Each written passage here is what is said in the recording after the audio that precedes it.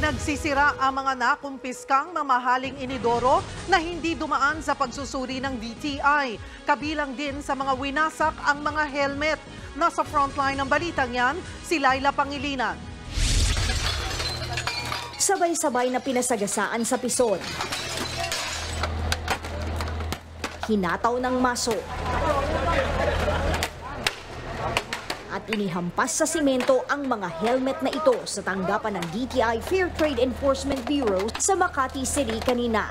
Ilan lang yan sa halos 2 milyong pisong halaga ng uncertified items na nakumpiska ng DTI online at sa ilang pamilihan.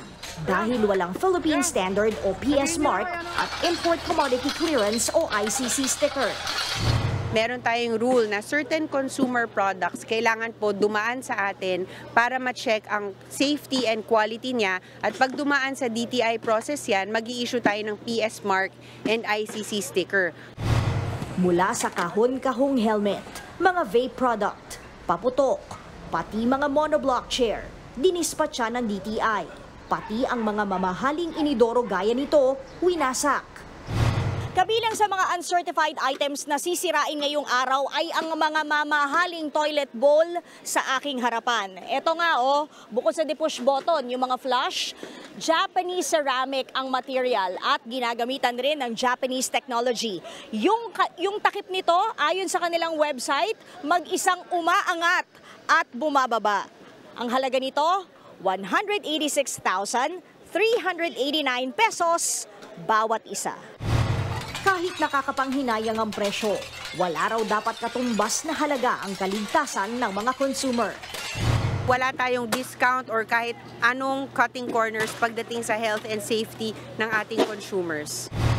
Kung tutuusin, madali naman daw makita kung dumaan sa quality check ang bibilhing produkto dahil pwede itong i-check sa website at mobile application ng DTI.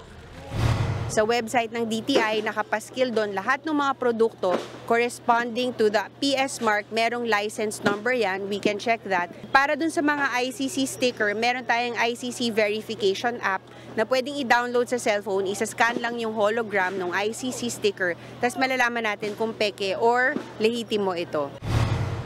Para iwas aberya, umapila ang DTI sa mga negosyante na sumunod na lang sa certification process dahil hanggang 300,000 pesos ang multa at marerevoke pa ang business permit ng mga paulit-ulit na lalabag dito. Nagbabalita mula sa Frontline, Laila Pangilinan, News 5. Mga kapatid, Cheryl Cosim po, huwag maging huli at maging una sa lahat sa balitaan. Para sa tuloy-tuloy na talakayang sa Frontline, mag-follow at mag-subscribe sa social media pages ng News 5.